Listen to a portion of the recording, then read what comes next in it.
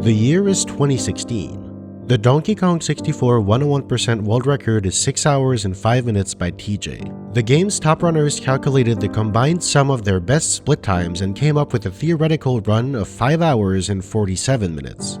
The race is on to become the first person to finish 101% in under 6 hours. Someone will be coming out on top as the king of Donkey Kong 64 101%. This video is sponsored by Displate. Displate is a large collection of metal posters that go up on your walls on magnets. How large? You know, decent enough. That's page 1 of 93. There's thousands of designs to choose from, officially licensed or from independent artists. There's even limited edition prints and the new Textura 3D finish. As I'm living in Barcelona for a few months, I got a few displays to spice up the plain white walls of this place. This is so easy to install and perfect for if you're renting a place like me because it just sticks. They're light and thin, so I'll be able to take them on a plane back home. You can even get a nice stand to hold them up. I've got Mel staring into my soul to push me to release videos on time. What really surprised me is just how light, bright, and crisp they are and how easy it is to attach them to the magnet or swap them around. Use the link in the description now to grab an exclusive discount for your new displays or shop with my code BISMUTH to get up to 30% off. The Sub 6 was made slightly easier to achieve thanks to a few discoveries. A reroute of Angry Aztec skipped opening the guitar door to access the back half of the level with what is essentially a ledge clip in this corner. This had been a part of the classic 2012 to 2014 any% route, but was not deemed to be worth it in 101 before this reroute.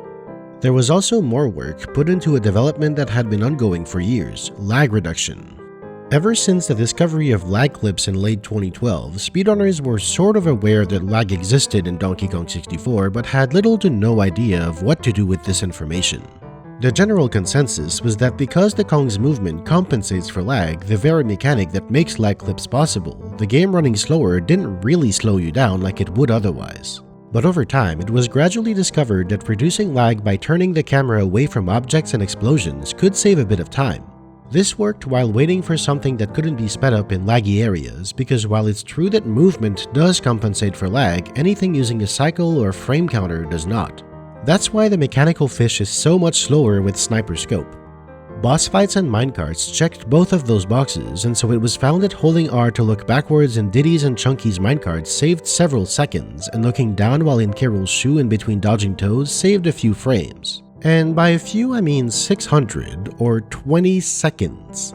But despite having some obviously major use cases, lag reduction was still underestimated for many more years, all the way until after the Wii U release. Finding out that some Zoomer consoles saved 20 minutes simply by cutting out all the lag really rattled the Nintendo 64 dinosaurs. In hindsight, yeah, it is kind of obvious that basic level optimizations like lag reduction and simply using a control stick that's not so worn out that your character barely jogs anymore would be good things to implement in a speedrun. And so, after the VC version came out, more serious efforts were put into developing lag reduction habits over the course of the entire run, not just boss fights and minecarts.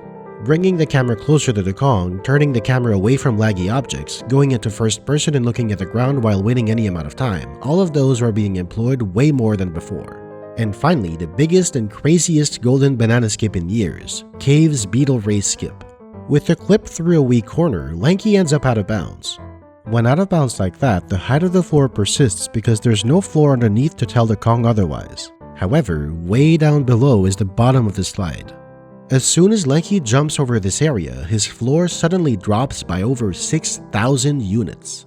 After 20 seconds of freefall, he reaches the bottom. With a perfectly aimed long jump, he lands directly on top of the banana sitting at the top of the room, skipping the whole race and saving about 75 seconds. Between the top 3 runners of TJ, Znernicus, and myself, the first person to get on world record pace was Znernicus on April 10th, 2016. Yeah. There we go. Despite being off to a good start, this run went south real fast. Come on.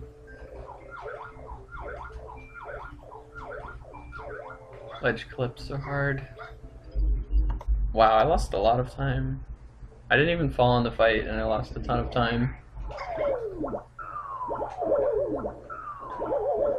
No! Damn it, this run is like dead now. Alright. This is a pretty solid galleon. Sub 40. Might be a world record galleon, actually. So, I'm coming up on a really hard trick that I don't usually get, but if I get it, it saves like a minute and a half. And if I try it and fail it, I lose like at least 30 seconds. Okay, I'll give it a shot.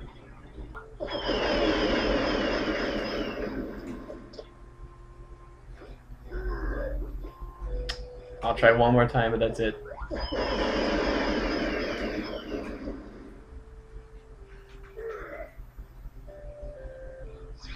Got it.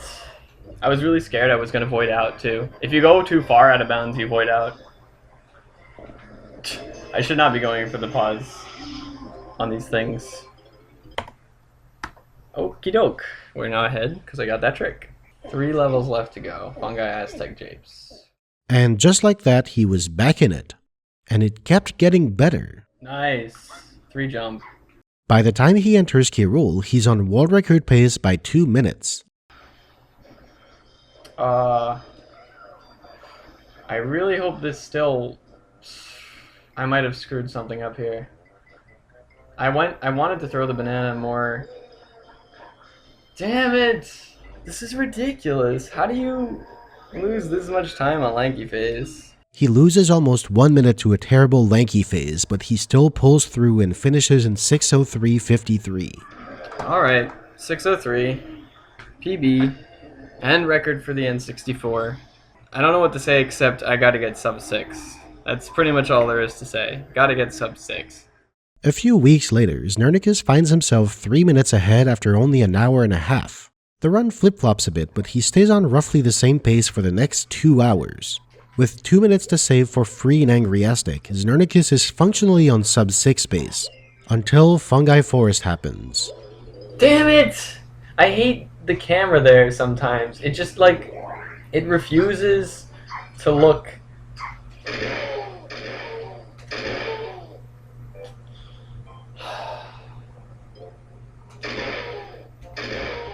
I can't deal with this, man. I might quit. I might just quit. I won't be ahead anymore. After this split, I am behind. Okay, here's the thing I can still obviously PB. Like, if anything, this run just proved to me that sub 6 is totally within my reach. He stays true to his word, and thanks to Aztec, he manages to reach K. Rool a minute and a half ahead. With 40 seconds of free time save in Lanky Phase, you would think he would PB by 2 minutes, but this Lanky Phase is somehow even more tragic than last time. Well, okay, apparently I really need to work on my Lanky Phase. I guess this could work? Damn. Okay, well, whatever. Wow, now he turns left. Good one, K. Rool. So he finishes with a time of 6:02.27. What a silly run. Well, I did what I said I would try to do in Fungi Forest, which was PB. Like, I was actually 4 minutes ahead, and I had 2 minutes to save in Aztec, as you can see. So I could have PB'd by 6 minutes, putting me at like 5:57. But that didn't happen. At this point, Znernicus is the one poised to take sub 6. He can get it any day now. In the meantime, a slight modification of the 101% rules that had been made a couple months prior was about to have a significant impact on the run. DK's Fungi Mill and Galleon Seal Rays Golden Bananas can be collected before you're normally intended to. These special versions of the Golden Bananas aren't intended to be reachable, so they aren't restricted to DK only, and collecting them early doesn't set the flag for the Golden Banana, which means you can leave and re-enter the level and it will still be collectible. Golden Banana duping has been and always will remain banned in 101%, but what did get allowed is collecting these bananas with the wrong Kong. For the Fungi Mill, this simply streamlined the room a bit by doing the out of bounds with Chunky instead of DK, saving a couple of tags. But for the Seal Race, it replaced a convoluted skip with this one. The default speed for the boat is the speed Lanky goes at in Puff Toss. DK was specifically made much slower for his Seal Race. So if you enter the Seal Race with the wrong Kong by face swimming, you can have the much faster boat speed in the Seal Race, which breaks things a bit. It turns out that collision in the Seal Race is only really solid at DK's boat speed. Together, those two changes saved close to a minute. Two other tricks also made their way into the run. After beating a boss, the Troffenskopf portal archway remains solid even though the portal disappears. In Gloomy Galleon, this leads to an odd collision glitch where you can land on it and go out of bounds. With a precise jump, you can reset your floor height without clipping back in bounds and grab Blanky's balloons from out of bounds before heading straight to the cactus area. You can't shoot from out of bounds because the bullets actually come out of the front of the gun, which itself is in bounds. This is also used in the Llama Temple to shoot Lanky's balloons without entering the room itself. The second one was in Chunky's 5-door cabin room in Crystal Caves. You're supposed to slam these targets to make a Gorilla Gon pad appear. If you get spotted, you get shot down. There's an invisible wall around the middle that prevents you from simply triggering the alarm and jumping into the barrel before getting shot at, but the wall doesn't extend up far enough. It turns out Chunky can jump over this wall by climbing onto the shelves and performing a skid jump. When you turn the stick around quickly, your Kong goes into a skid. By pressing A on the very next frame, you can jump and skid at the same time. While skidding, your Kong is considered to be grounded, so you can't do any grounded action out of it, like crouch or jump again. This lets Chunky double jump, which gives him the height and distance he needs to clear the wall and jump into the barrel from above. After beating the minigame, you automatically enter Gorilla Gon mode so you can walk out safely. Altogether, these new finds were making Sub 6 more and more attainable. It was finally time for someone to beat the world record again. And that person was TJ. Sub 6 or Riot. TJ decided to go back to the Organic Kongs route, which he preferred. But this time, it had an extra clever modification. Instead of Crystal Caves Early, this route had Crystal Caves Earliest. TJ goes to caves before even going to Jungle Japes. He only needs to enter the level to unlock moves, and then he uses a ledge clip in the lobby along with the orange damage invincibility trick to grab DK's Lava Golden Banana as the first in the run. And here's what this does for him. After leaving the lobby, he goes to Tag Warp 2 so he doesn't need to climb up here again, and he drops the Japes lobby from above. It's a recurring theme that many obstacles have sidewalls but no top hitbox when you're not expected to drop in from above. This skips the first KLMZ visit, which means he will only visit him once he has key 1 to open Aztec Lobby. He can get the golden banana sitting in the rock once he visits Japes for the second time, and he can still enter the level thanks to the Caves Lobby golden banana. Armed with this new organic route, TJ was ready to make history and get not just a world record but a sub 6 hour time. Unfortunately, because his previous runs were either on cutout Kongs or on a different Organic Kongs route, he had no comparison point to run against. So he ran with blank splits, unaware of his pace for the whole run. It had its ups and downs, but was generally pretty good with few major mistakes. He had a good feeling about this. Once he approached the end of the second Japes visit, he could start having a look at his pace to judge if sub 6 was achievable. He entered Snide's HQ to turn in blueprints at 5:33. Blueprints are 6 minutes, then Japes has about another 3 minutes to go, and there's a bit under 15 minutes to the end from there. Added up, this means he was on pace to get about 5:57. Wait, was that only 7 bananas? You're fucking kidding me.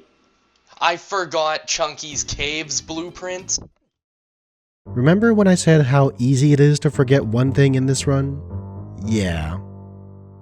Not only does he have to go back to Crystal Caves, he needs to revisit Snide to turn in one more blueprint. This is gonna cost at least 2 minutes. This is gonna be close. Thankfully, TJ didn't panic and formulated a sound plan. He made it to Kirul with over 13 minutes left. At this point, with advanced strategies and aggressive lag reduction, Kirul had gone down from a near 14-minute fight to under 12.5 minutes, so unless Lankyface has something to say about it, he was good. And indeed, he was. It's done. Alright. There's the sub 6. It happened. Needless to say, he wasn't happy with the run. I'm not happy with the run though. Well, he said it anyway. And so he didn't stop. 5 days later, on June 17th, TJ was doing offline attempts when he went live in the middle of a run that was over 3 minutes ahead, not even 2 hours in. How did he get on such a crazy pace? Well, a route change took a long section of Aztec 1 and put it in Aztec 2 instead, which means he was about 2 minutes slower than the split suggested. And indeed, after losing a bit of time, he came out of Aztec 2 basically tied. However, he did have a free 2-minute time save if he didn't forget anything, and this time he didn't. He closed out the run in 5:57.09. There we go. Still not a good time. I will fix this. He never did fix this. That was TJ's last 101% run. With shared leaderboards, Wii U VC was undoubtedly the version you had to play on if you wanted to compete. TJ was demoralized over this. When Wii U became faster than Nintendo 64 in the last of the three main categories, any percent, that was the final nail in the coffin and TJ quit speedrunning DK64. Over 8 years later, it still stands as his personal best. With the honor of the first sub-6 being already claimed, there wasn't much motivating the top runners. Znernicus did end up improving his time to 6 hours and 26 seconds in August. I did not improve my 6:13 and stayed in 3rd place. As 2016 turned into 2017, everything was quiet in DK64 101%. Until the fateful morning of January 28, 2017, when runner and scientist Isotarge innocuously posted this. A completely undiscovered rainbow coin hidden in plain sight. No one could believe it. Every record invalidated. Gaming journalists were all over the story. 101% had been a fraud all this time. The community imploded. Just kidding. As comical as the rainbow coin that went 17 years undiscovered is, it didn't actually change anything in the 101% landscape. Coins are only required insofar as they get you the moves you need to get 101%, but the game is so generous with them that the money problems are solved by about 12 minutes into the run. Nothing changed for 101%, and so everything was still dead quiet in 2017. At least on Nintendo 64. Over on Wii U, someone was putting up an absolute clinic. Connor75.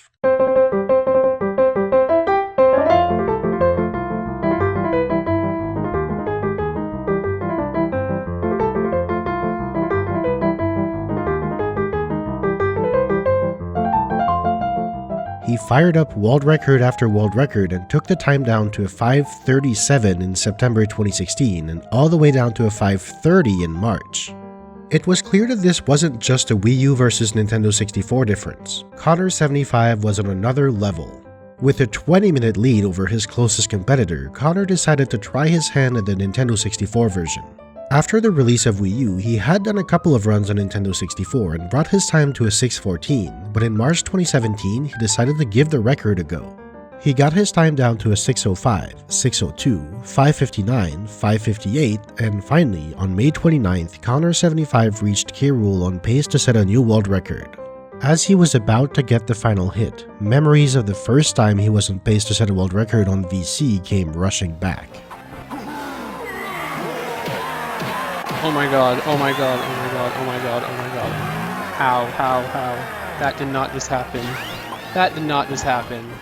He paid tribute to it, but this time he did press the B button, and he set a new Nintendo 64 record of 5:55.48. 5:55.48, N64 world record. This run used the same organic Kongs route that TJ used, since Connor was used to it already. Cutout Kongs required an orange clip to get into Aztec, which wasn't possible on Wii U, so Organic Kongs was the de facto route on VC. However, it did have the benefit of almost a full year of trick discoveries. In Frantic Factory, the sometimes finicky orange clip had been replaced with the all-the-time temperamental robot push. It's again using an object's hitbox to push you through a wall hitbox like Bush Push and Banana Push before it. The robot has to do a lunge attack, but it could also choose to slap you instead. As a Wii U runner, Connor was used to this trick. In Gloomy Galleon, a peculiar glitch that had been encountered by Ring Rush all the way back in October 2009 resurfaced. It was known to happen sometimes, it even happened in runs for years and years, but it wasn't understood until over 7 years later. When you enter Galleon, the default water level for areas that haven't been loaded yet is low. You can see this when you load an area for the first time after raising the water. The developers knew there would be a problem when taking a warp to a floating platform in an unloaded area, so from the moment you step on a warp, its destination is properly updated to match the water level. However, there is one frame where you can warp before that happens, and that sends you directly underwater. During the warp animation, there's a special state called no clip that is applied to your Kong so it doesn't interact with anything else like enemies. Going directly from warping to swimming underwater doesn't remove the no-clip state, so your Kong doesn't collide with anything until you jump out of the water or until you leave the map. All you had to do was leave and re-enter the level, which is already the fastest way out of certain dead-end areas, and hop onto Warp 2 while holding Z to warp on the first possible frame. This was used to enter the sunken ships much more directly than with face swimming. In Crystal Caves, one of the most annoying areas to get to is this far Warp 4 with Diddy's blueprint. The way it was done was that DK would first tag this warp on his way to the Baboon Blast, then Diddy would use an out-of-bounds rocket barrel to fly over the map halfway across the level to this room and take the previously tagged warp out. Then, after her 5-door igloo, Tiny would go over here, jump to the warp, use Monkey Port for her golden banana, and warp back out. All of that was thrown right out of the window with this igloo clip. This technically not a ledge clip but functionally very similar trick let Tiny grab her banana directly in the 5-door igloo area, after which she could warp out to the previously tagged warp. Then, with Diddy, you could simply take warp 4 to go in and out for his blueprint, and that was done. But all of these were far from being the biggest discovery. In April 2017, Balam would uncover something that would send ripples in the 101% category for years. This find was on a scale basically unheard of since skipping Trough and Scoff. The trick was dubbed Spawn Snag. Large maps in DK64 are split into sub-areas called chunks. Some objects who belong to a particular chunk, like golden bananas, will only be fully initialized when that chunk is first loaded. Bananas that appear after a challenge or puzzle are made invisible and intangible when they load. But before they're initialized, when the chunk they're in is unloaded, they are tangible and can be collected. However, approaching them inevitably causes the chunk to load, which renders them uncollectible. Or so we thought, until Balam showed that it is possible to reach some golden bananas without loading their respective chunk.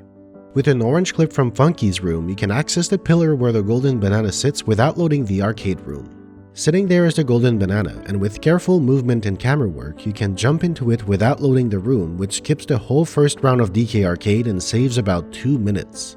Balam found several other instances of Spawn Snag, but unfortunately most of them were too complex and difficult to set up, or they didn't skip a golden banana that was very long to get in the first place. They would be great in a tool-assisted setting, but for real-time runs, only DK Arcade Round 1 skip made its way into runs. Connor's 555 was a good run, but it was, by his own admission, weaker than his 530 on Wii U. There was room for improvement, but he didn't do more runs on Nintendo 64 after that. Once again, as he moved on, a void was left at the top of the 101% leaderboards. The top players were all inactive. Balam managed to sneak into 5th place with the 617, but he also quit doing real-time speedruns and transitioned to research and tool-assisted runs. But then, 2 runners came back to 101% with the firm intention to get a sub-6 time of their own, Znernicus and me. In the process, we reshaped the Cutout Kong's route and created the ultimate level order, one that would stand the test of time. The Cutout Kong's route used to go to Factory after Castle and use that level to buy all the moves and visited Japes last for the quick blueprint turn-ins. Our route overhaul had Japes after Castle and Fungi as the last level. For Snide's visits, Fungi is just as potent as Japes. And speaking of Fungi, the ridiculous orange clip to the Balacrown had been replaced with the newest technology in face tricks discovered by TJ despite him having quit speedrunning the game. After face swimming, face falling. Another way to preserve the phase angle that you get out of first person, like swimming in a straight line, is to fall. Chunky's skid jump gives him just enough height to give him time to pull out the camera to go in first person, leave first person, and fall forward for a bit. With the right angle, this lets you fall through walls. Chunky is the only one whose skid jump is high enough for this trick to work, unfortunately, but it does let him collect this ground without having to throw 10 oranges and hope for the best. It turns out that face falling and face swimming had an evil third cousin, discovered not even a month later, phase walking. By far the most powerful of the 3 phase tricks, phase walking literally allows you to walk in the phase state. You can just look at a wall at the right angle, then walk straight through it. The tiny little detail is that you need to alternate between forwards and neutral on the stick on every single frame the entire time. Needless to say, the trick was incredibly potent on paper, but it was by no means reasonable to achieve in real time, so only phase falling made it into runs. The first visit to Castle 1 was reworked to include DK's minecart golden banana. You're supposed to open it by pulling 3 levers. It's possible to bypass them by clipping out of bounds in the hallway with a torch, but you get stuck when trying to leave. This is an auto-walk soft lock. DK is supposed to walk until this point and give control back to the player, but because the door is solid on both sides, just like the door to Aztec Lobby, he gets stuck indefinitely. However, if you end the level visit on that golden banana, you can reset the game as soon as you collect it. With this level route, most of the moves were now bought in Jungle Japes instead of Frantic Factory. This new Japes route, dubbed 801 IQ Japes, was a masterwork of creativity and optimal pathing. We never needed to tag warp 1 and watch this cutscene because the whole level was done in a single visit without exiting through the pause menu. We made use of all sorts of clever moves to go between areas that would normally be disconnected. A lag clip, a moon kick, Chunky's shell clip, a faith swim, a torch bush, and a long skew section. Plus, we no longer needed to open any gates in the shell because we ended the level there. The pieces fell in place in such a perfect way that we created one of the most elegant level routes the community had ever put together. Between us two, Znernicus was the first to break the sub-6 barrier with a 5:58.10 in August, and I followed suit with a 5:59.51 on October 16th. At this point, it was looking very attainable. I was ready to try and have my very first DK64 101% world record. For about 4 weeks. I didn't think I had that good of a factory. I know Bismuth has had, like, much better pace factories. Whatever. Hopefully I didn't miss something.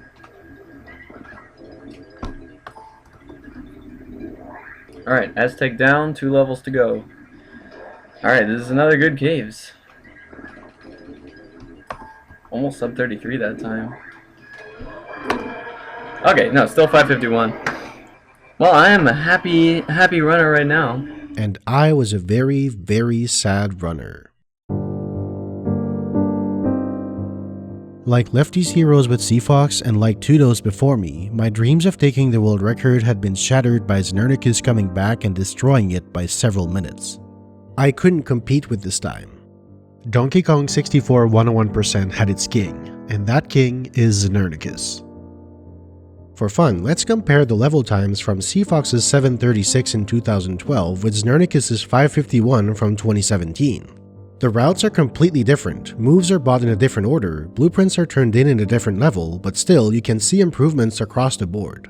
Every single level is a solid 10 minutes faster. Helm is only 5 minutes faster because, well, even 5 minutes is an insane amount. Fungi is only 5 minutes faster because that's now where all the blueprints are being turned in, and that's a 6-minute investment. And incredibly, Frantic Factory has gone down by 19 minutes, despite there still being a decent chunk of moves being bought there. DK Arcade is a huge part of the reason why. Also, Znernicus' Crystal Caves time here is pretty notable. At 33:01, he is 2 minutes faster than any other world record run to date. At the time, 34 minutes was considered amazing, and 33 was something only Znernicus was capable of doing. Getting a 33:01 required some of the cleanest and most optimized play ever seen. Znernicus ended 2017 with his 5:51, and in 2018 he kept running the category from time to time. In February, he attempted a route change on the fly and skipped Tiny's Guhan's banana in the first castle visit, which turned out to lose time. Meanwhile, he was being distracted by a wannabe famous boy thinking he was going to make a super viral video. I'm excited to see that Super Mario Bros. Video. I hope it's going well in editing. So he entered Frantic Factory with a fake lead, and the run went from bad to worse when he got knocked down from the top of the production room before he had a chance to activate the warp that lets you get back up without climbing the whole thing. I would love to reset, but I don't have time. He ended Factory almost 3 minutes behind, accounting for the missed banana. Okay, well, I lost a lot of time. This run was going nowhere fast, but he kept playing nonetheless. He brought some of it back with a great galleon, and then a great castle where he made up the banana he missed earlier and still came out functionally tied with his record. He kept the string of great levels going with an amazing Aztec, and then lost 2 minutes in caves. Thankfully, his previous run had one giant, glaring time loss in Fungi that he could spring on to bounce back ahead and barely squeeze past the record with a 30-second improvement. Oh, what a roller coaster. After the elation of the last 5:51 feeling so clean and saving so much time, this 5:51 had so many mistakes it seemed almost unreal. A slower route deviation, a big time loss in Japes, huge time losses in Factory and Caves, and yet that was somehow good enough to beat a world record. This run was looking very beatable, and it was about to look even more beatable. Remember Balim's groundbreaking spawn snags that, save for one of them, were unreasonably hard and therefore unrealistic to add to real-time 101 runs? Well, what if they weren't? Gloomy Galleon's cannon game has its golden banana up against the back wall of the room. Immediately after entering the level, the room isn't loaded yet, so you can clip out by face-falling with Chunky and navigate to the banana while avoiding void-out triggers. What are void-out triggers? Around each level, the developers defined limits beyond which your Kong is clearly not supposed to be in. If you end up there, something's gone wrong, so you're brought back to the DK portal. Some levels were done meticulously, while others were not quite as thoroughly mapped. Gloomy Galleon's void-out triggers are quite restrictive, so navigating around them is harder than it looks. If you do it right, you can end up under the golden banana and pick it up without doing the cannon game. However, if you step too far forward or turn the camera in some way, you can load the room and cause the banana to become intangible, so this 30-second time saver is quite risky. In Angry Aztec, Tiny's Claptrap Gauntlet is a very short golden banana, especially since you can easily face swim into the room to stay normal sized. It can, however, be skipped with some careful camera work in a torch bush to reach the back of the room without loading it. This was a pretty small time saver, but it was one nonetheless. The third spawn snag that was added saved a lot more time. In Frantic Factory, Lanky's piano game is one of the lengthiest bananas in the game at around 2 minutes.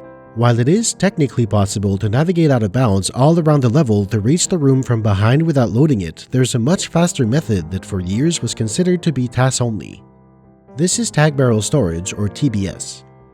Entering a tag barrel normally freezes your Kong inside the barrel until you select a new one, at which point your Kong is changed and you regain control. However, if you enter a different action state on the frame where you're supposed to be frozen, some actions will take priority over the tag barrel state and will keep your Kong from being frozen. These include but are not limited to the long fall animation, detransforming from Hunky Chunky, primate punching, uncrouching, taking damage, and entering a rank stand. Lanky can enter a rank stand in this tag barrel, but only out of a skid jump when the barrel is at its low point. Therefore, triggering tag barrel storage requires a frame-perfect A press followed by a frame-perfect B press with correct timing and positioning in relation to the tag barrel. It's not easy. While in a rank stand under TBS, two major things happen. First, the camera is locked inside of the tag barrel, which means that no matter where you go, you will not load any other room. This is essential for spawn snagging a golden banana, but it also means you're navigating completely blind as you have no idea where your Kong is until you find the banana. And second, like banana port warps, tag barrels also enable a no-clip state. This state is lost if you walk around normally, but it is preserved in a rank stand. Those two key details make spawn snagging the piano golden banana using TBS possible. First, you need to avoid looking at the piano room by turning the camera away from it.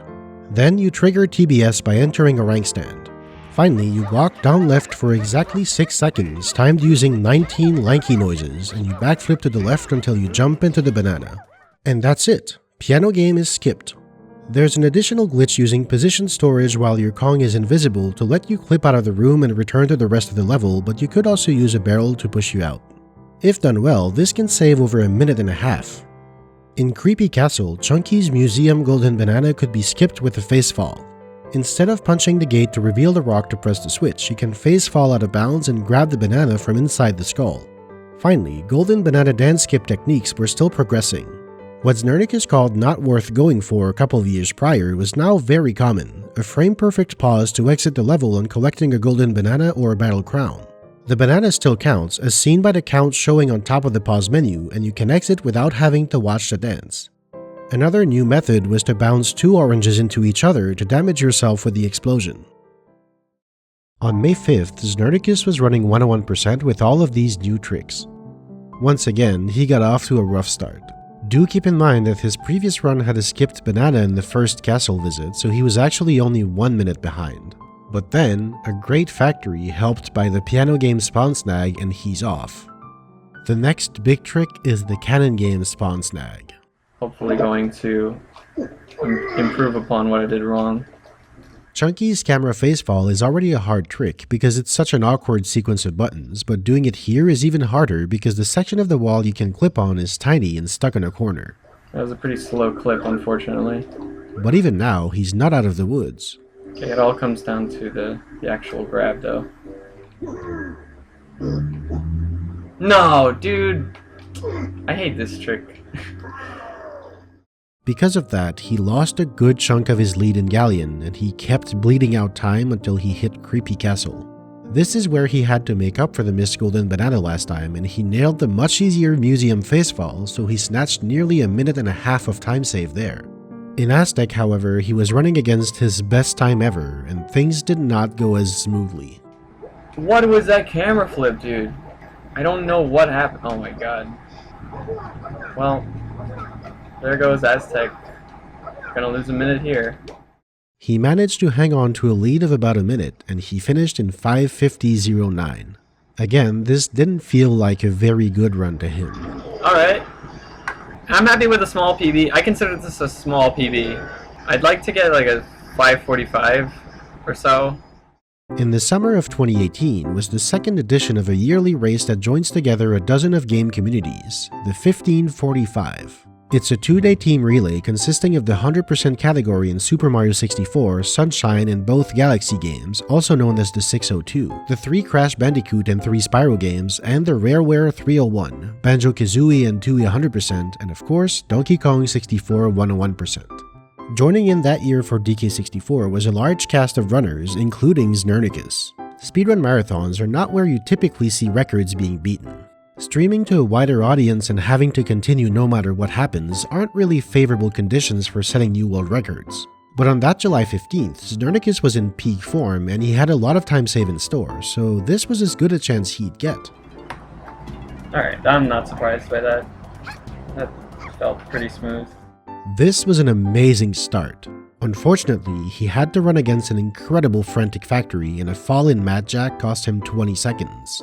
He loaded the cannon game room before grabbing the golden banana yet again and got destroyed by Seal Race Skip. The problem with this version of the skip is that although it is much faster, clipping through the boat requires your exact position spacing between frames to line up just right, which is basically impossible to control with enough accuracy. And so, something like this can happen and there's little he can do about it. Well, I was hoping I would still have some lead out of Galleon, but now that that happened, I don't know if I have any anymore. He capped off this mediocre Galleon barely ahead, and it got worse in Creepy Castle. Technically, it even got worse in Angry Aztec. I lost 0.1 seconds. He brought it back in Crystal Caves with a great 33-minute level and cruised to the finish in 5:49.30. As more and more spawn snags were being added to the 101 route, runners had to dig increasingly deep to find valuable time savers. But you know what you find by digging deep? Diamonds. The holy grail of golden bananas to skip, the Fungi Forest Rabbit Race. You have to race this idiot twice to get one banana, which takes well over 3 minutes.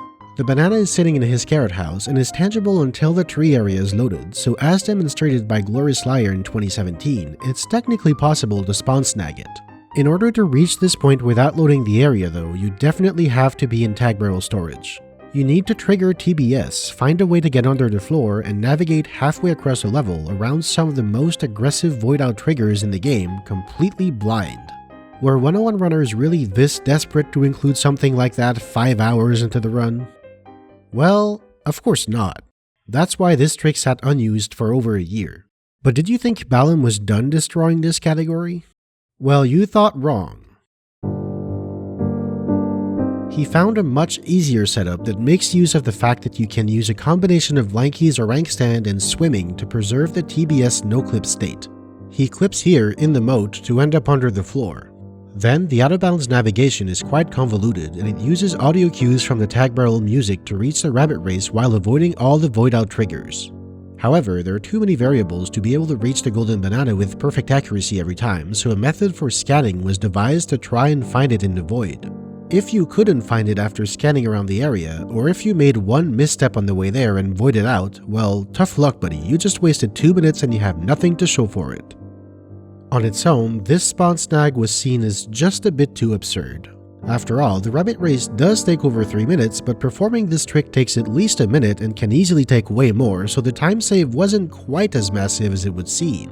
But Rabbit Race Skip received external help from the unlikeliest of sources.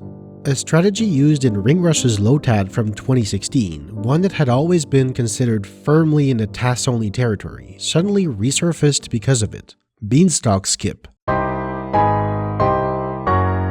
In Tiny's anthill, on top of the golden banana, she received a giant bean that he can then plant in the aptly named Beanstalk area. The ride Squawks gives Mini Tiny is indecently long. I would love to find a way to skip these cutscenes. These are like so long and unnecessary. But the banana is so up high in the air, I can't think of a way we would get there with Tiny. Incredibly enough, from entering the Mini Monkey barrel to regaining control after the golden banana, this sequence lasts over a minute. As you can see though, the golden banana is sitting way up there, it's just completely inaccessible for Tiny. In his Lotad, Ringrush used an absolutely bonkers strategy to bypass the beanstalk. He triggered TBS, performed gun skew, and entered Rocket Barrel as Diddy, which would all be blind in a locked tag barrel camera. Then, he tagged Tiny in Rocket Barrel and used skew to clip through the wall and fly directly into the banana. Okay, that's cool and all, but that's a task. How could real-time runners go about collecting this banana? Okay, hear me out. How about the same method? Only here's the kicker, the tag barrel that was activated for Rabbit Race Skip is still active even after collecting that banana. Upon returning to the giant mushroom area, the tag barrel is loaded when the camera gets close enough and you can still use it while performing other actions. Better yet, thanks to going into first person after the spawn snag, the camera is unlocked, and thanks to an instrument play, the level is visible again.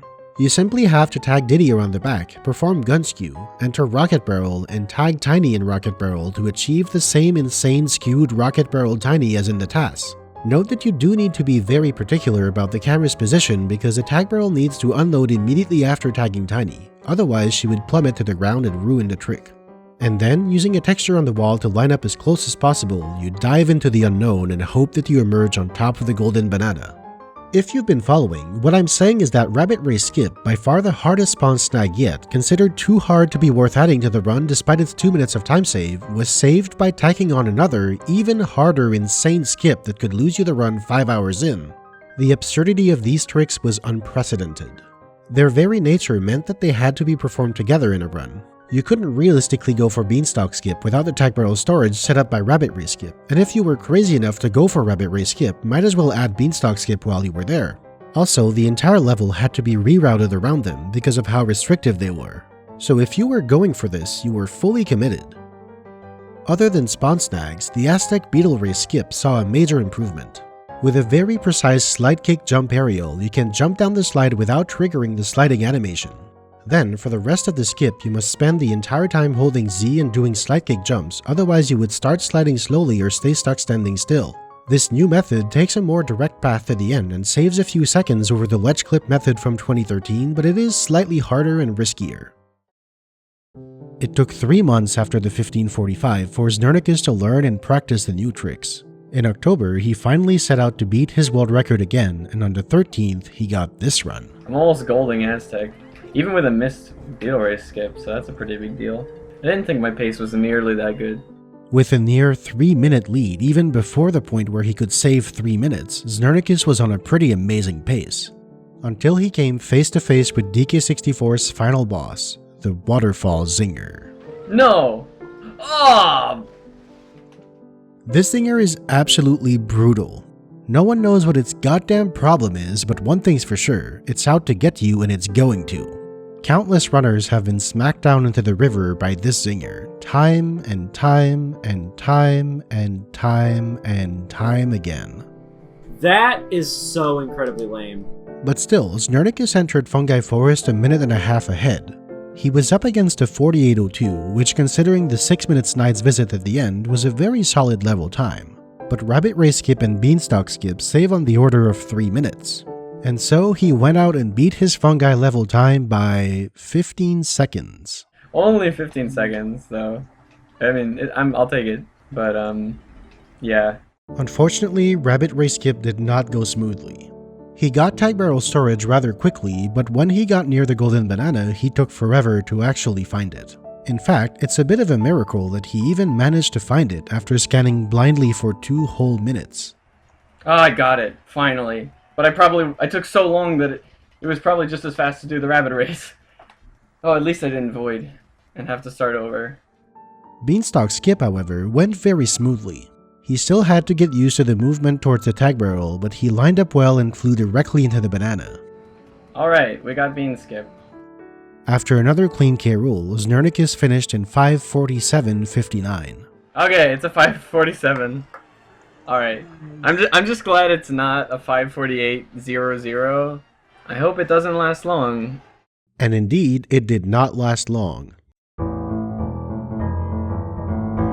The next weekend, despite getting off to a rough start, Znernicus found himself playing an amazingly clean Frantic Factory. With some help from a brand new clip to speed up DK's Crusher Room, he completed the level in an incredible time of 40:36. Then, a simply ridiculous low 37 Gloomy Galleon. Nice gold.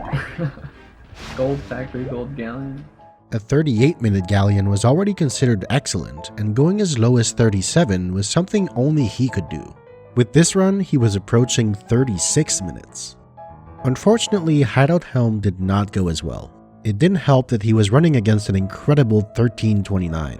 Simply by playing well and having average luck, he found himself losing 30 seconds at the shutdown. But then, disaster struck in the crown.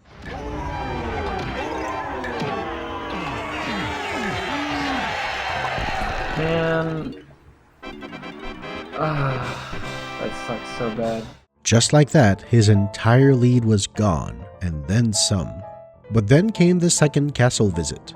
A great time here is in the 32 minutes. His previous run's 33:18 was definitely one of his weaker splits, but this time everything went perfectly. All the hard bonus barrel minigames went great. 26! Have I done that well before on that one? He set a new gold split by over 30 seconds with a 31:25. What the This run is stupid. Angry Aztec went a bit under average against a strong split, but he bounced back in caves with a solid low 34 minutes. His gold split of 33:01 was still standing, untouched for nearly a year now. And so he entered Fungi Forest, this time with a 2.5 minute lead. And he still had a solid 3 minutes to save in there. And this time, he nailed it. Alright. Whew, okay. Beanstalk Skip was next. Woo! That was close. Oh my god, my heart's beating really fast. He was home free. Thank god. Alright. There's your new fungi record. Wow! Sub 530, enter K rule. He cruised to a 5:42.24. Alright then, that's a big PB. Alright, yeah, this one's definitely going on YouTube. This run was one Znernicus was finally proud of. It did have a weak first hour and a giant 90-second hole in Hideout Helm, but it also featured the best times anyone had ever seen in 4 levels: Factory, Galleon, Castle, and Fungi. Despite not being very far away, sub 540 was not so realistic. To achieve it, he would need to match his best time ever in Jungle Japes and Hideout Helm. But can you really expect anyone to get the best time ever in 6 of the game's 8 levels in a single run? This was the best Znernicus could hope for. With his 5:42.24, he cemented himself as the Nintendo 64 101% runner, 13 minutes ahead of second place, setting individual level times no one else could touch by a minute. There was nothing left to accomplish. As time went by and 2019 came along, 101% was dead. Znernicus had no motivation to improve. Everyone else was so far behind that it seemed insurmountable. No one set a new personal best under 7 hours for the better part of a year. It took until July for one single runner, Zerulda, to make his move to 101% and get a 6:14. An impressive time, sure, but still over half an hour out from the record. But you see, Zerulda wasn't putting work into 101 in July out of pure happenstance. He was practicing for the 2019 edition of the 1545. And who else was in that race? None other than Znernicus. Alright. Even though it had been almost a full year at this point, 101% had been so dormant that no significant time saves had even been discovered in that time. So although he did put some practice in to shake off the rust, Znernicus came into the marathon with no expectation to set a new record. For a moment, it looked promising as he got off to a very clean start against some of his weaker splits in his previous record. He took a 2-minute lead with a great sub-30 Jungle Japes and an even better sub-40 Frantic Factory. But then, the reality of his 542 started to kick in as another spawn snag miss on the cannon game in Galleon turned into a whole minute of time loss in that level. Damn it. To stay ahead of the record, Znernicus had to be nearly flawless. The only exception was Hideout Helm, where he picked up a minute and a half for free by not falling in the crown this time. Creepy Castle was another ruthless split to go against, and all it took was getting trolled by this fairy to bleed another minute off his lead. Oh, so close, man. I thought I got it. Oh, what a troll. Ugh! Stupid dude. Oh my god. There goes any hope of saving time in this level. But then, things started to look real interesting when he pulled off an amazing Angry Aztec. First try Beetle Race skip, a clean Llama Temple. He did make one major mistake where he landed at the wrong time with Diddy and had to walk across the area. I don't know how much time I just wasted there. I doubt I'll save any time on this whole level. Despite what he thought, the rest of his Aztec was so good that Znernicus still got a new best split and a total level time under 42 minutes. This is seriously gold pace. Holy crap. I mean, I shouldn't be surprised because it's tracking my every move, but I'm surprised anyway. Better yet, Crystal Caves did have some space for improvement. His old 3301 best time was still untouchable, but a mid-33 was definitely in the cards. If everything went well, Znernicus could find himself up to 3 minutes ahead. At this point, world record odds were pretty serious, and he just could not stop hitting every trick. The 5-door cabin, one of the hardest 5-minute stretches in the run where every single room is super hard to optimize, went absolutely perfectly. Lanky's Beetle Race skip was perfect. The 5-door Igloo was perfect. The 3301 was finally going down. 31? What? The Crystal Caves he pulled off in that run was so far beyond what anyone thought was even possible. Everyone was confounded by it, but the most surprised was Znernicus himself. What? I was like, 32, here we go. What the hell? Of course, all of this could be thrown right out of the window by Rabbit Race skip and Beanstalk skip. And it wasn't boding well when he spent such a long time getting tag barrel storage. But then... I ran right into it! I didn't have to scan. That makes up for all the TPS attempts. That totally makes up for it. That might be high. Yes! Alright. I let go of the full throttle forward while I was falling because it was too high. And now he was basically home free. Fungi Forest is by no means an easy level even outside of those tricks, but there was no way he could lose 5 entire minutes. In fact, he tacked on an additional 30 seconds of time save, and despite the shaky K rule, he closed it out in 5:37.27. Considering his 542 already seemed like a dream run, this 537 felt out of this world. It was impossibly good. Not only did he play amazingly clean with barely any mistakes over 30 seconds, that Crystal Caves was so ridiculous that it completely offset the few mistakes he did make. For the second year in a row, Znernicus strolled into the 1545 and set a new world record in a live relay race, and this time by shattering it by 5 minutes. While everyone struggled to scrape by under 6 hours, Znernicus was in his own galaxy. He was all alone.